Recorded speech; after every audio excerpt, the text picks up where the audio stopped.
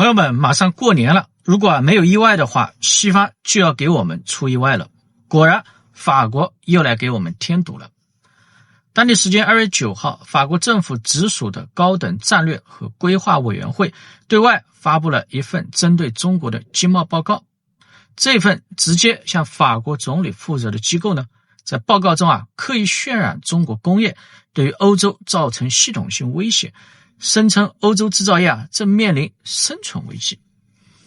那为了所谓抵御中国产品的冲击呢，报告给出了2个极端的方案。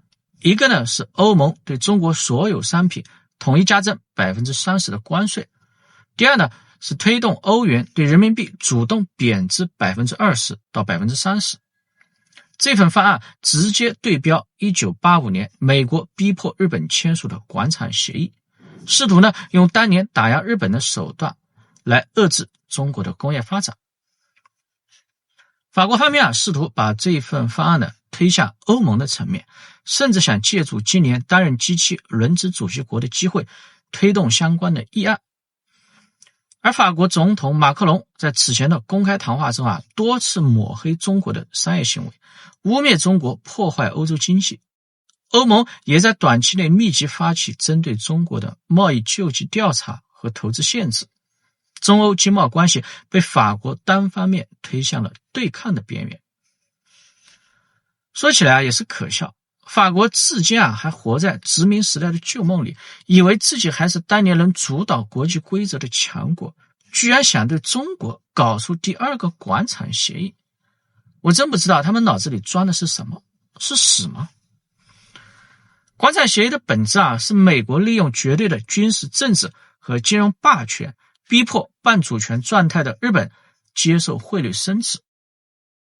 而法国呢，既没有美国的霸权实力，也没有操纵国际货币体系的能力，甚至连欧盟内部的意见都无法统一。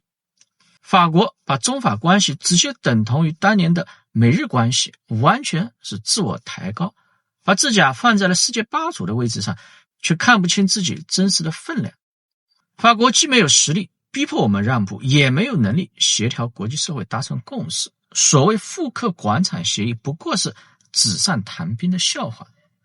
他们已经拿不出应对中国竞争的有效办法，只能够靠喊口号来刷存在感。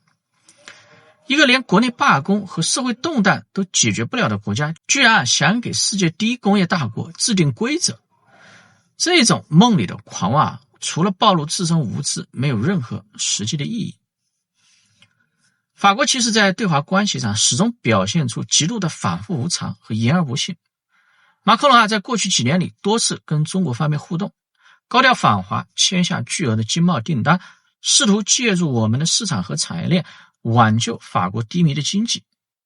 但每次合作之后法国都会立刻调转枪口，在经贸、科技、政治等多个领域对我们发起挑衅。这种单面一套背后一套的做法呢，已经成为了法国的常态。说白了法国人呢是喂不熟的狗。马克龙这货就是白眼狼，前脚来中国，后脚就骂我们，对我们各种挑衅，也不知道中国外交到底是怎么做的。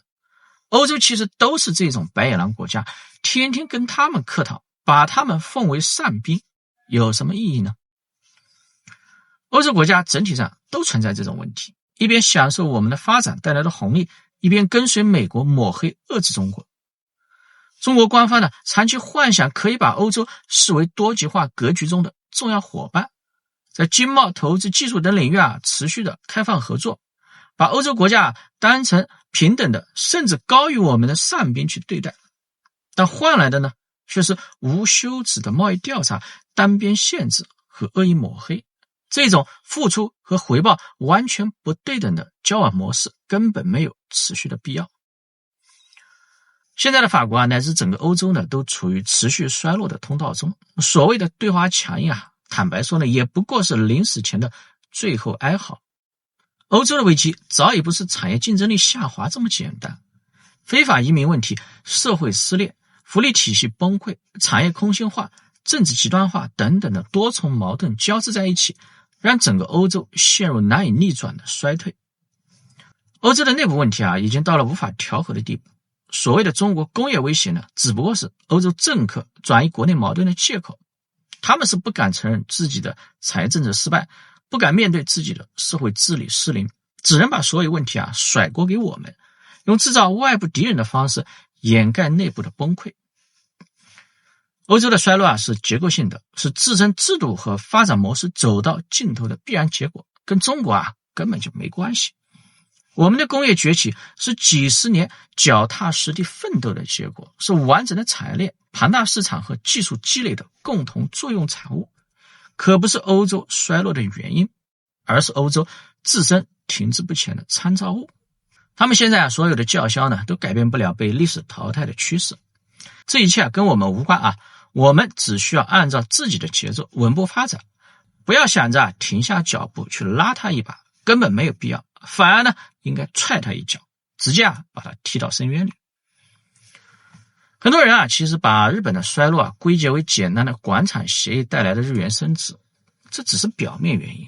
同样的广场协议签约国德国马克的升值幅度甚至超过日元，德国却没有陷入失去的30年，反而保持了相对长期的经济稳定。而两者核心的差距是在于日本它是一个黄种人国家，日本是被美国全面控制的，没有独立的国家意志。美国允许日本发展，但是绝不允许黄种人超越白种人，更不允许非西方国家挑战西方主导的世界秩序。广场协议只是美国打压日本的工具，就算没有广场协议，他们也会用其他手段打断日本的发展脊梁。日本的衰落本质是主权丧失的必然结果，是被大国操纵的必然宿命。中国呢跟日本是完全不同虽然呢同是黄种人国家，但我们是独立的，我们的崛起是建立在完全独立自主的基础之上。我们有自己军队、自己的金融体系，我们自己的产业政策。更重要的是，我们的发展道路是不受任何国家控制，也不用看任何国家脸色。美国尚且无法遏制中国的发展，更别说法国这样的二三流国家。中国的制造业优势并不是靠补贴以及汇率，而是靠完整的工业体系、高效的基础设施以及工程师队伍和我们的技术创新。这些优势是欧洲国家包括美国无法复制的，也无法通过外部打压来消除的。劝马克龙别老是碰瓷中国，把自己老婆管好比什么都重要，别让那个老妈子动不动公共场合扇自己的耳光，丢人现眼。另外呢，又是年春节了，你跟你老婆也都大了1岁，也不知道你家那个老妈子还能冻几年，不如早早的来中国朝鲜订购一口双人棺，给你弄个法兰西宫廷风，华丽又大气，包邮直达爱丽舍宫。你跟那个老妈子手牵手躺进去，一定会很安详的，把盖子一盖，静音效果比中国电动车还要好。你们俩眼睛一闭，来世继续做高卢鸡，一公一母，笑嘻嘻。On commet 2 erreurs. La première, c'est qu'on cherche à humilier la Chine, ce qui est une erreur historique. Xi, dans la plupart de ses discours, ne se prive pas de dire que la politique chinoise s'opposera aujourd'hui au retour du siècle des humiliations. Oui. Oui, c'est pas rhétorique, ça. Donc c'est pas rhétorique, c'est loin d'être rhétorique. Et puis d'autre part, on commet une erreur très simple, c'est que on n'a aucune alternative en matière de filière industrielle et textile pour aujourd'hui permettre à des millions de foyers, tant en France qu'en Europe, d'acheter du textile chinois, tout simplement parce qu'il est moins cher et parce qu'il a le mérite d'exister. Nous n'avons plus de filière textile. Ouais. Oui, et puis nos économies sont et puis nos économies nous permettent pas nécessairement d'acheter les marques de luxe que nous entendons par contre vendre aux Chinois. Et donc il y a un déséquilibre ici qui me paraît. La Chine sait très bien la puissance économique qu'elle représente, elle sait sa dépendance aux exportations, mais nous n'apprécions pas suffisamment notre dépendance aux importations chinoises dans le dialogue que nous avons aujourd'hui avec la Chine. Oui, puis on est dans une vision toujours très un peu hautaine, en disant présomptueuse, un petit peu hautaine, en disant non, il existe des alternatives. Non, 40 ans de désindustrialisation en France, Oui, on les en Europe, paye. C'est ça. finissent par se payer. Oui, c'est quand même curieux de voir aujourd'hui des politiques nous faire la morale donc sur Shein ou Temu ou autres, et effectivement être quand même en partie responsable de cette Ah oui, désindustrialisation. ça. Et Le politique n'a pas de mémoire, Oui. surtout en France. Ça. Oui, les consommateurs, oui, avec un discours qu'il faut savoir aussi décrypter. On nous dit oui, Shein c'est mal. Bon, Shein c'est mal. J'ai l'habitude de dire Shein c'est un peu notre enfant illégitime. C'est nous qui avons favorisé la délocalisation, c'est nous qui avons formé les Chinois à la sous-traitance en matière de textile, et c'est nous qui avons profité d'achats de matières textiles à bas prix que nous revendions une fois brandées avec nos marques occidentales, que nous revendions et que nous étions heureux de revendre sur nos marchés à des prix qui n'avaient plus rien à voir. Aujourd'hui, c'est ce système-là qui s'effondre. Il s'effondre là sous nos yeux, mais c'est quand même en partie nous qui l'avons fabriqué. Ouais.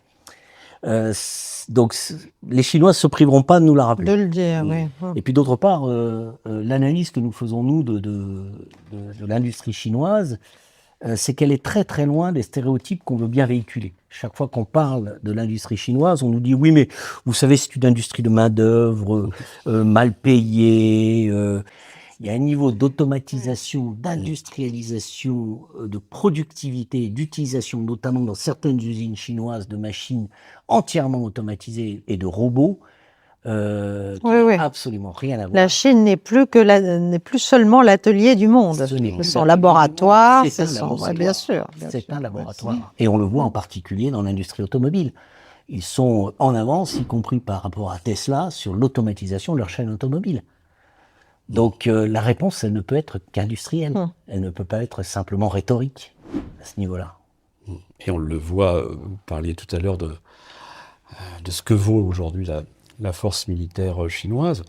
Là aussi, une sous-estimation. Moi, je me souviens, il y a une vingtaine d'années, vous aviez des spécialistes qu'on ne citera pas par charité, qui nous disaient que la Chine serait incapable de fabriquer un avion de 5e génération, un sous-marin à propulsion nucléaire, enfin, et des experts reconnus. Oui. Hein, et quand on leur disait que, et dernièrement, un député expert qui nous disait que les Chinois seraient incapables de produire des puces. Donc on a effectivement des politiques, des décideurs qui retardent d'une guerre, alors que la guerre économique, on est à son paroxysme, et qui ont, vis-à-vis de la Chine...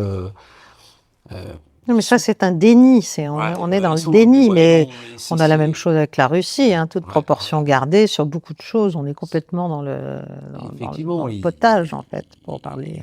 Ils voient cette industrie comme ce qu'elle était dans les années 80, effectivement, à l'époque Deng, clairement. Voilà, aujourd'hui, on est à l'époque Xi, il faudra qu'il... Vous savez, on nous parle beaucoup de BYD. Mais BYD, ça n'est qu'une marque parmi d'autres. Oui, en Chine, des BYD, il y en a au moins une dizaine. Donc, déjà pour prendre conscience de l'ampleur de la menace. L'usine BYD, alors, ils se plaisent à le dire, mais la surface de l'usine BYD, c'est la surface de Paris intramuros. Donc, les ateliers, les centres logistiques, les logements, parce que les ouvriers sont logés sur place. Et donc, vous voyez bien que face à cette puissance industrielle, vous ne pouvez pas opposer qu'une rhétorique du type « c'est l'atelier du monde fondé sur l'exploitation et la misère de gens sous-payés ». Ça n'est plus vrai. Si ça l'a été un jour, ça n'est plus vrai aujourd'hui. Et donc ça veut dire... comment, selon vous, les Chinois voient-ils l'Europe dans son état actuel? Je dirais comme... Et comment vont-ils la traiter? Comme nous voyons imparfait l'Empire ottoman au 19e, fin 19e siècle. C'est-à-dire c'est l'homme malade, on disait c'était l'homme malade d'Europe, là c'est, je dirais, le continent malade, voilà, et surtout la France.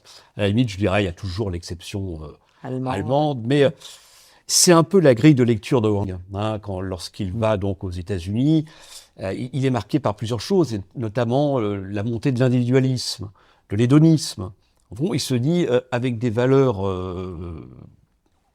comme ça, au fond, ces continents, il y a un moment donné, seront obligés de décliner parce que ce qu'il appelle les forces motrices ne seront pas suffisantes pour contrecarrer justement ces forces que lui considère comme dissolvantes. Donc je pense qu'ils ont... Alors, je dirais un double aspect, un aspect économique, où on voit les choses de manière,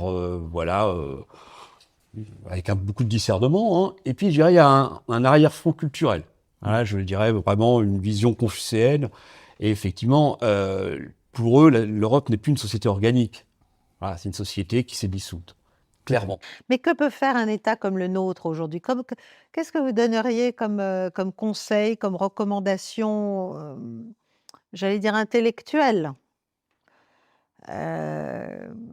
à des autorités comme les nôtres, quelles qu'elles soient, hein, celles-ci, les prochaines, enfin bon. Quelles recommandations de politique à la fois extérieure, mais aussi économique et industrielle précisément, pour des responsables français vis-à-vis de la Chine telle qu'elle est en train d'évoluer, dans le cadre du monde tel qu'il est en train d'évoluer?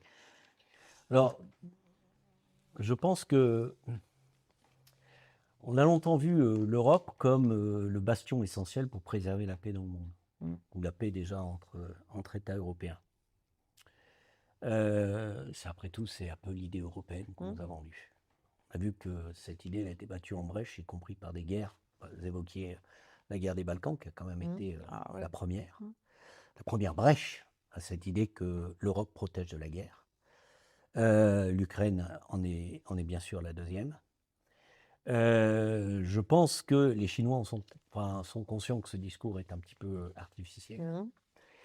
Est-ce qu'ils vont chercher à négocier avec chacune des nations comme l'a annoncé Trump? À dire finalement, je vais prendre la France, l'Italie, l'Angleterre, l'Allemagne séparément. C'est fort possible. Parce que dans leur relation avec chacun de ces pays, ils y ont des intérêts très différents. Les intérêts de la Chine et de l'Allemagne ne sont pas les intérêts de l'Italie et de la Chine, ou de la France et de la Chine. La France s'est quand même regardée avec... il y a encore de l'attente par rapport à la position que peut prendre la France dans le concert des nations. On attend d'elle qu'elle ait notamment dans le rétablissement de l'ordre mondial, tel que la Chine l'a en tête, qu'elle ait une parole peut-être un peu moins alignée sur les États-Unis et un peu plus à l'écoute des changements qui s'opèrent non seulement en Chine, mais également chez ses alliés. Je crois que la faiblesse diplomatique de la France gêne considérablement la Chine aujourd'hui. Et que la Chine voudrait que la France soit plus forte sur un plan diplomatique. Elle en a besoin également pour ses propres intérêts. Sur un plan strictement économique, c'est clair que si l'Europe devait se fermer aux produits chinois, et devait le faire de la plus mauvaise des manières, c'est-à-dire par la hausse des normes, par, j'allais dire, tout ce qui est réglementation, normes, taxation des produits à l'entrée, etc., nous allons vers de sérieuses déconvenues, parce que le projet des routes de la soie et le projet de l'ouverture du commerce mondial, ce projet n'est pas ralenti, bien au contraire.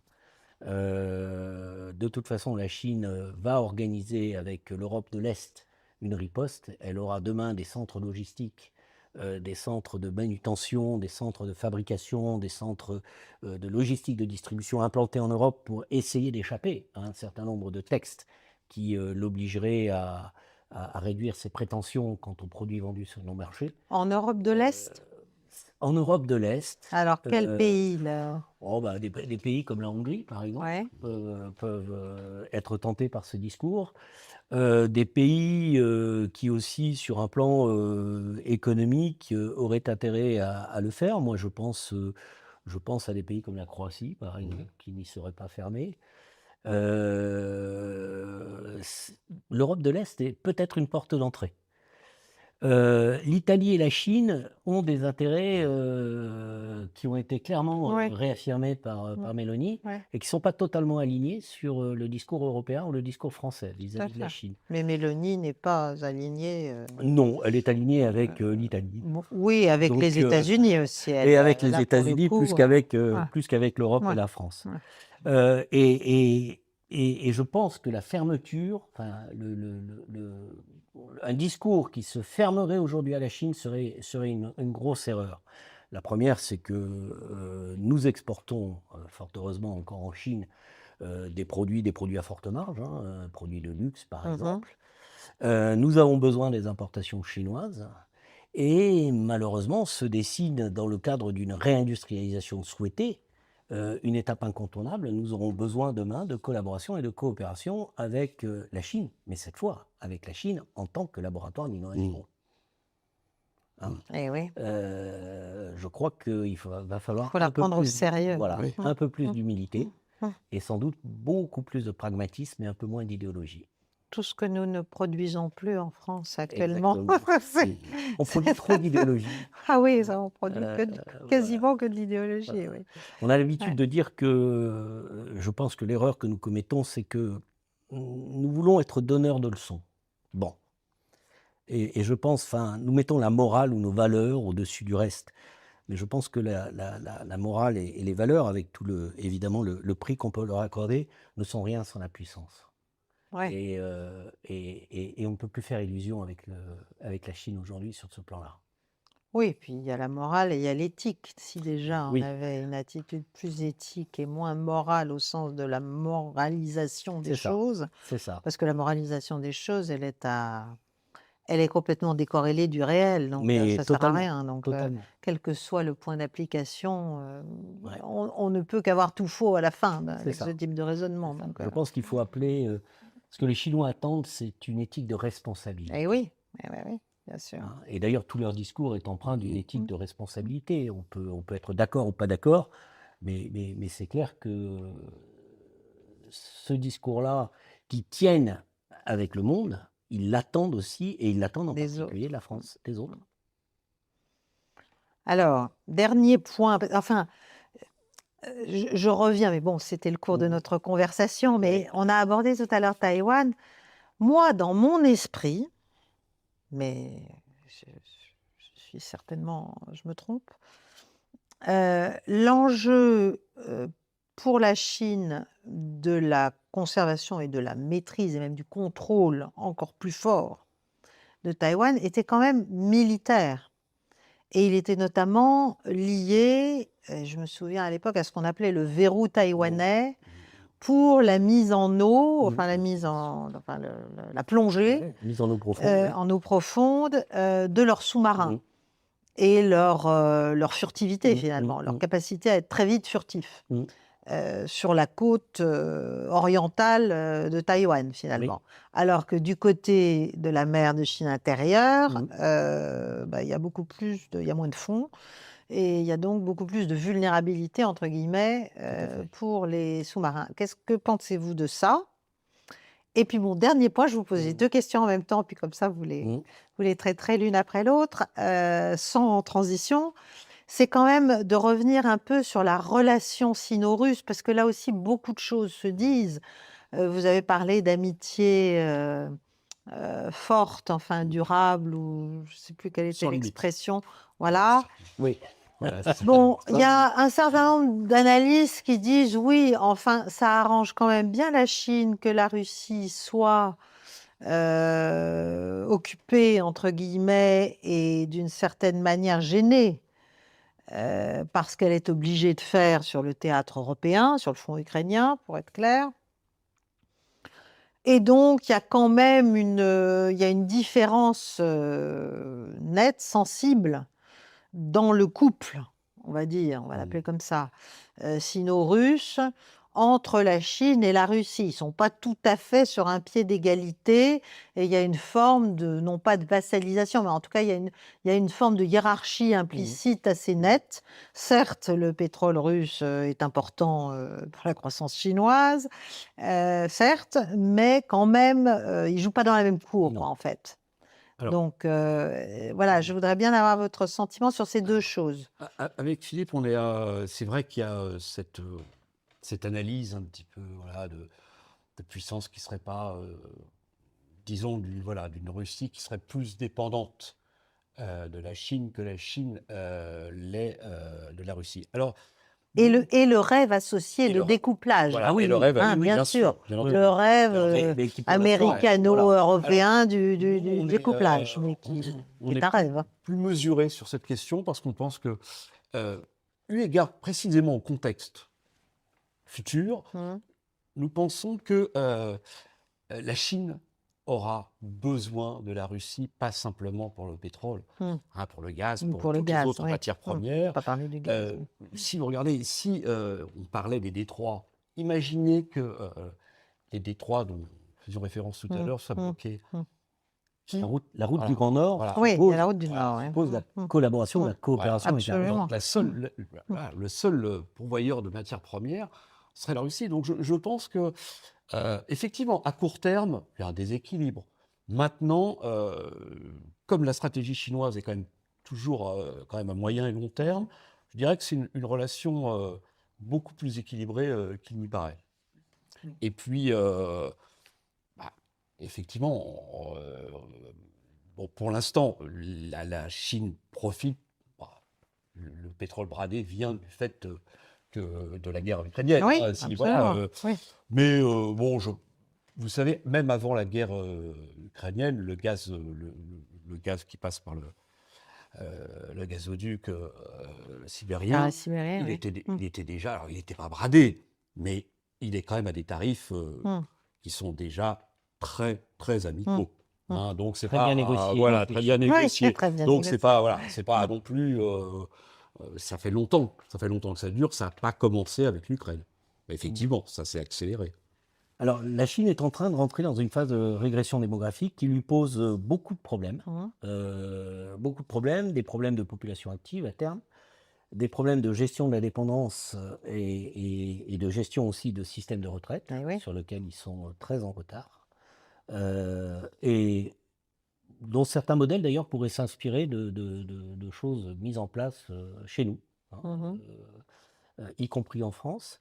La première, c'est effectivement de donner une priorité forte au développement des secteurs de la santé, des secteurs donc des soins et des services à la dépendance, la mise en place de systèmes de retraite, etc., etc. Et pour compenser une population active qui va fortement baisser dans les années qui viennent, c'est au-delà même de l'automatisation, c'est la robotisation, c'est l'usine sans travailleurs. Nous, on a eu la France sans usine, c'est l'usine sans travailleurs. Exactement. Ouais, mais ils n'oublieront pas l'usine. Nous, on a juste oublié l'usine. Juste oublié l'usine. Ouais, d'accord. Et ça, c'est très impressionnant. Ceci s'inscrit aussi dans un système chinois de solidarité transgénérationnelle qui est compliqué à gérer. Vous avez toute une partie de la jeunesse chinoise, très éduquée, très formée, qui, lorsqu'elle est invitée à prendre des emplois dans les villes, à ce moment-là, confie l'éducation de sa famille et des enfants aux grands-parents. Mais inversement, ils ont un vrai devoir de solidarité vis-à-vis de leurs grands-parents qui va jusqu'à l'accompagnement, jusqu'au dernier jour de vie de leurs parents. Ce sont des modèles auxquels la Chine tient énormément. Nous y avons, nous, pour partie renoncé, et qui supposent une adaptation de la société chinoise compliquée. Alors, il y a une politique nataliste qui est mise en place, qui ressemble d'ailleurs beaucoup à celle mise en place par les Russes, donc avec beaucoup de facilité, notamment pour les études, parce que c'est aussi le problème. L'enfant unique ne résulte pas simplement d'un choix, c'est aussi d'un choix pragmatique et économique, parce que voilà, il faut financer les études, il faut se focaliser sur un enfant. Voilà. Donc là, il faut attendre, je pense qu'il faut attendre une dizaine d'années pour voir si les résultats. Mais en même temps, effectivement, pour eux, c'est un vrai problème. Et c'est peut-être pas pour rien que Confucius est revenu autant à la mode en Chine, parce qu'il y a ce dont parlait Philippe tout à l'heure, c'est-à-dire effectivement la solidarité entre les générations, les plus jeunes qui doivent s'occuper des plus anciens, et voilà, volonté d'avoir une société qui, malgré les difficultés, reste en cohésion. Et ça, c'est Mais c'est Ouais, ça ce qui est tellement précieux. Nous, c'est ce qu'on perd. c'est Nous. ce qu'on perd, absolument. On a eu l'occasion d'animer récemment un atelier où participaient quelques étudiants chinois et des étudiants français face à une problématique de développement durable. L'opposition était très nette entre une pensée occidentale que représentaient fort bien nos étudiants français, qui était le sauve qui peut finalement, et une pensée chinoise qui était la solidarité d'abord. Mm. Et c'était extrêmement frappant. Ah oui, Sur un plan philosophique, Le groupe passe à... le groupe passe avant l'individu. oui, bah, toujours. Mais parce qu'ils gèrent aussi mais là, venant de une quelqu'un qui a une multitude. vingtaine d'années, c'était... Mais de jeunes qui avaient 20 Ah ans. oui, puis voilà. Et qui faisaient leurs études en France, j'allais dire, connaissaient nos pays, nos valeurs, etc. depuis des années. Donc, c'était pas de purs produits du Parti communiste chinois. Ouais. Mais on a été. Oui, ils ont une exposition Voilà, à une autre exposition, chose. Ouais. mais non. rien à faire. Non. Ouais, la cohésion est plus importante que voilà, tout ce qui peut... Il n'y avait pas ce... c'était vraiment intéressant. Hein. On avait l'impression que c'était vraiment deux mondes... Et quand ils en parlaient, c'était vraiment. d'une manière... pour reboucler avec ce que disait Jean-Claude au début, quand ils en parlaient, c'était vraiment pour dire votre individualisme vous perdra. Non, ben, c'est certain. Ouais. Moi, Alors, je ne voudrais pas terminer sur. Moi, j'en suis... Non, mais on va terminer sur autre chose, justement. Parce qu'il y a une chose dont on n'a pas parlé, qui est quand même très importante, parce qu'on en a beaucoup parlé pendant des années, c'est de la Chine et de l'Afrique. Et ça, c'est vrai que, bon, voilà, on est focalisé sur les États-Unis, etc. Mais comment voyez-vous alors, on a d'abord dit que la Chine envahissait l'Afrique, remplaçait les élites anciennement, notamment françaises, mais aussi d'autres, dans nos anciens pays. Puis après, on a dit, mais ça marche pas du tout, parce que les Chinois, en fait, font venir des Chinois pour travailler à la place des populations locales. Enfin bon, il y a eu tout un tas de leitmotifs et de poncifs. Bon. Comment voyez-vous les choses aujourd'hui? Quelle est pour vous l'aide? Alors l'Afrique, déjà parler de l'Afrique, ça va pas parce qu'il y a tous les, c'est tellement divers, c'est tellement compliqué. Mais quels sont les points pour vous d'application ou d'implication chinoise peut-être majeure au sein du continent africain? Quels sont les pays les plus, selon vous, les plus importants du point de vue de la politique chinoise, du développement, de la coopération, des marchés aussi, parce que ce sont aussi des marchés potentiellement quand même, en tout cas certains grands pays. Qu'est-ce qu'il y aurait de plus dirimant, de plus important de votre point de vue à retenir de l'attitude actuelle de la Chine vis-à-vis des pays du continent africain? Alors, ce qui est certain, c'est que la Chine, je dirais que l'Afrique est un peu le laboratoire pour dire, voilà, nous vous proposons aujourd'hui un nouveau modèle de développement. Alors, effectivement, on peut critiquer, on peut dire que les Africains sont plus perdants, mais quand on regarde les réalisations, elles sont là. Je veux dire, quand on voit, effectivement, alors, elles sont intéressées. Hein, c'est clair que les routes qui relient les ports, ils ne l'ont pas fait simplement pour les Africains, Non, ils l'ont mais fait ça, aussi pour le commerce. Mais voilà. Nous aussi, Voilà, en notre temps. Hein. Donc il y a ce modèle, et Exi, à chaque conférence avec les chefs d'État africains, dit toujours, voilà, nous on était un pays comme vous, c'est-à-dire qu'on était colonisé, mais on a réussi. Donc on est un modèle, donc suivez-nous. On a réussi à faire sans les Occidentaux. Aujourd'hui, alors après, ils sont très pragmatiques, je crois qu'il ne faut pas... Alors, ont-ils remplacé les anciennes élites? Vous savez, je pense que les anciennes élites, je dirais franco-africaines, sont mortes de leur belle mort. C'est-à-dire que les Chinois n'ont rien remplacé. Non. Ils ont pris une place. Voilà, ils ont subjugué un vide, effectivement. Ils ont voilà, et aujourd'hui, oui, ils sont présents. Il ne faut pas les gens, quand vous discutez avec des gens qui sont dans les affaires en Afrique, ils vous disent tous, effectivement, ils ont tous vu arriver les Chinois. Je parlais avec des copains qui étaient au Gabon. Ils me disaient, voilà, on les a vus arriver, notamment dans le commerce du bois. Voilà, c'est clair, ils sont là. Bon, maintenant, eux-mêmes cherchent leur marque. C'est-à-dire que voilà, ils savent qu'on les critique beaucoup parce que peu de recours à la manœuvre locale. Donc, c'est des choses qui sont, je dirais, en voie de correction. Hein. Ils écoutent. On les écoute. Ils sont pas sourds, hein, ces critiques-là. Hein. Enfin, donc, voilà. Donc, on dirait un grand pragmatisme. Hein, mais quand même, le message, c'est, voilà, aujourd'hui, vous pouvez... on est là. On est là. On vous permettra, voilà, d'être souverain, d'être indépendant, même si, effectivement... Alors, Ouais. Alors, il y a le dernier grand pays dont on n'a pas parlé, c'est l'Inde, la relation Chine-Inde. Ça, c'est quand même important d'en dire un mot. Puis après, je vous laisse tranquille. Après. Elle est compliquée et fluctuante.